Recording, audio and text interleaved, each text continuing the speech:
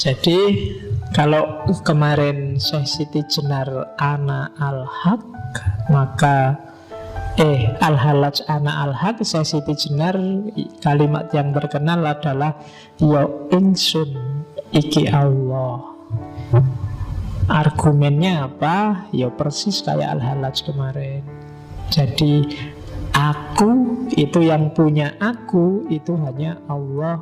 Bukan diri manusiaku yang ditunjuk, tapi Allah yang ada dalam diriku.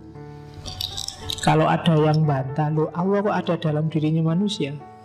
Terus kamu lihat, terus Allah harusnya ada di mana? Kita kan yakin bahwa Allah itu muhit itu ada di mana-mana. Dia meliputi segala sesuatu. Jangankan dalam diri manusia, di setiap makhluk ciptaannya, di sana ada Allah. Kamu tidak akan berani bilang di sini ada Allah, enggak. Kamu bilang tidak ada juga susah, bilang ada juga susah. Itu loh Allah, itu loh, lihatin. Nah kamu kan enggak berani. Padahal kita punya pandangan bahwa innallaha bikulli syai'in muhit. Muhit itu meliputi segala sesuatu. Dunia ini ada di dalam Allah. Maka kalau orang bilang Allah dalam diriku, bukan sesuatu yang tidak masuk akal.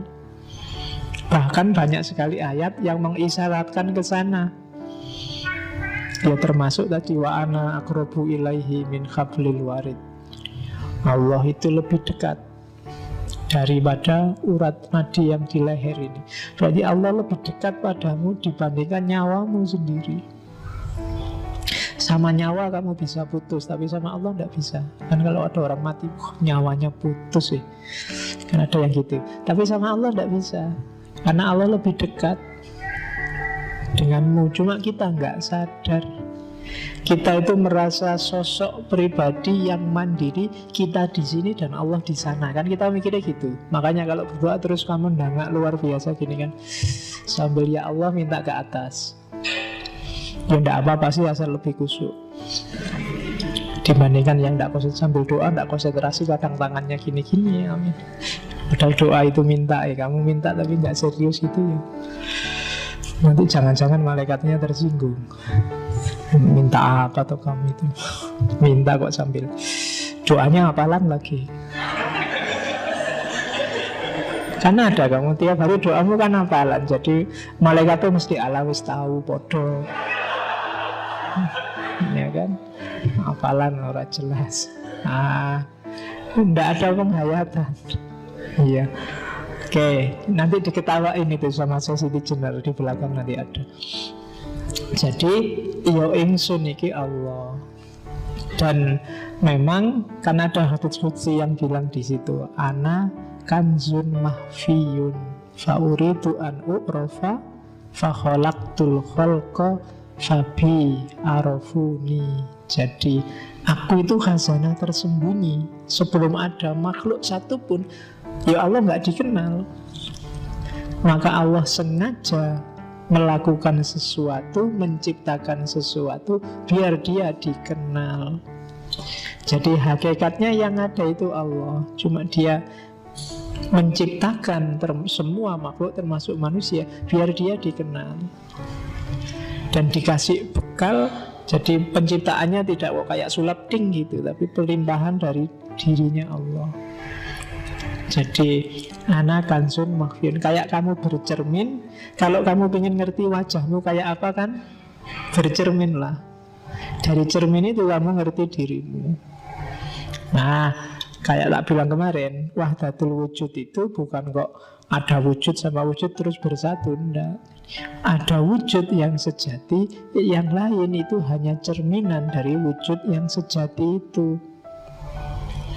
Kalau semua ruangan di masjid ini dari kaca, kamu ada di tengah-tengah, wujud yang sejati kan kamu yang ada di tengah-tengah masjid itu. Gambar yang mantul di semua kaca, itulah makhluk.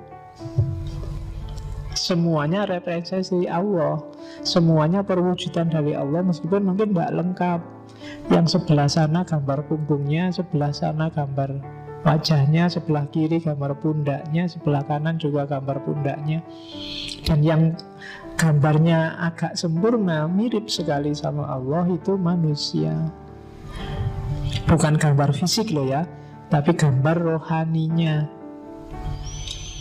Nah, itulah maka yo ingsun iki Allah, katanya Syekh Siti Jenar. Ini termasuk yang nanti kamu ulang 10 menit ke belakang di rekamannya biar kamu paham. Oke, kita lanjutin lagi. Dari situ lahirlah konsep namanya manunggaling kawula Gusti. Jadi antara pemerintah dengan yang diperintah, antara majikan dengan buruhnya, itu harus manunggal. Termasuk manusia dengan Tuhannya. Kata-kata ini nasihatnya pada Sunan Pembayat, Sunan Bayat dari Syekh Siti Jenar. Kawula dan Gusti itu sudah ada dalam diriku. Siang dan malam tidak dapat memisahkan diriku dari mereka. Tetapi hanya saat ini nama Kawula Gusti itu berlaku, yakni selama saya mati. Diingat-ingat ya, di serat-serat di babat, kalau ketemu kalimatnya Syekh Siti Jenar, kalau dia ngomong saya mati, itu sebenarnya kebalikannya. Karena alam hidup ini bagi Syekh Siti Jenar alam kematian. Alam kematian besok itu justru yang hidup sebenarnya. Jadi saat ini nama Kawula Gusti itu berlaku, yakni selama saya mati. Jadi saat kita hidup di dunia ini masihlah kita boleh ngomong manunggal antara Kawula dan Gusti. Tapi nanti setelah mati tidak ada lagi dikotomi Kawula dan Gusti. Kita masih Kawula kan karena kita masih terjebak oleh tanah merah ini. Kita masih terjebak oleh fisik. Begitu besok kita terbebas dari kungkungan fisik, ya kita hidup yang sejati. Dan itu tidak ada lagi dikotomi Kawula dan Gusti, karena kita sudah ilaihi roji'un, kembali pada yang sejati, kembali pada Allah. Tidak ada lagi keterpisahan, kecuali nafas yang tidak mutmainnah, itu yang tidak bisa langsung ilaihi roji'un, harus diperbaiki lagi. Oke, terus nanti kalau saya sudah hidup lagi, Gusti dan Kawula lenyap.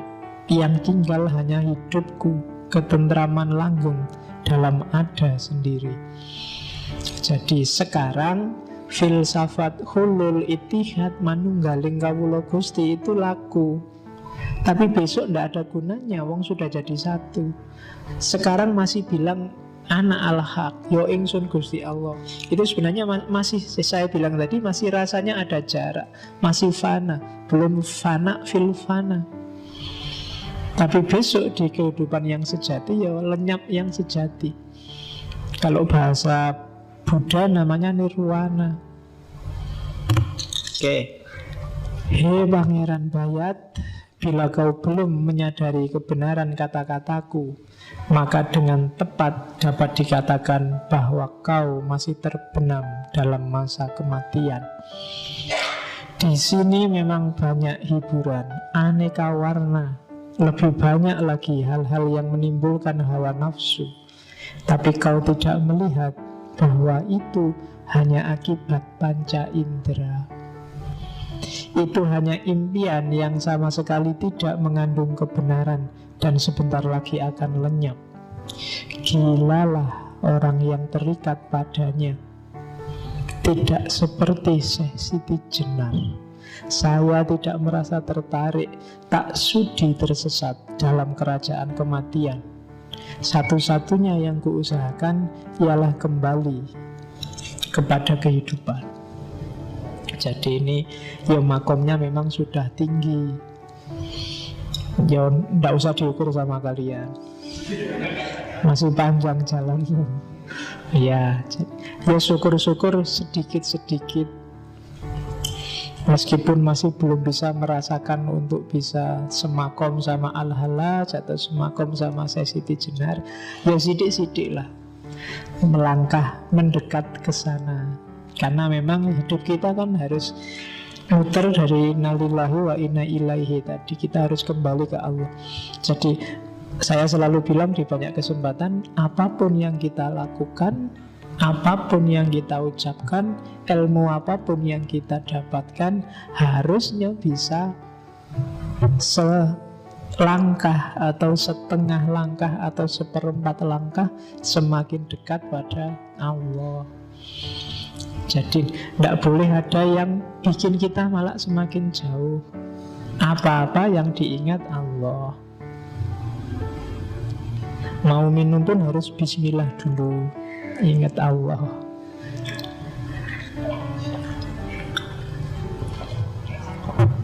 Jadi biarkan teh ini membawa kita sedikit lebih dekat pada Allah. Dulu kan harus gitu, apapun harus begitu. Karena jalur kita itu ilahi pada Allah. Kalau ada apapun kok malah bikin kamu semakin jauh sama Allah, berarti kamu salah jalan, kamu tersesat. Karena hidup kita kembali ke sana. Kalau kamu semakin menjauh, berarti kamu sedang salah jalan. Cepet-cepet balik, kan gitu. Jadi kiblatnya tetap pada Allah.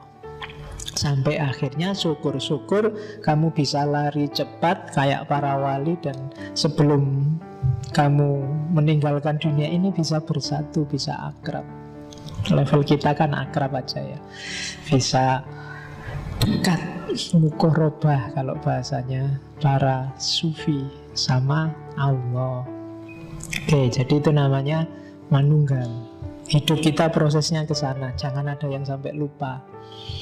Jadi dunia ini persinggahan sementara, atau sebenarnya bukan persinggahan. Jadi ini ya jalan kita. Kalau persinggahan itu kan kamu berhenti sebentar, nggak usah berhenti, jalan aja terus. Kalau butuh makan ya beli di perjalanan, kalau butuh minum beli di perjalanan. Nggak usah mampir lagi, umur kita nggak panjang.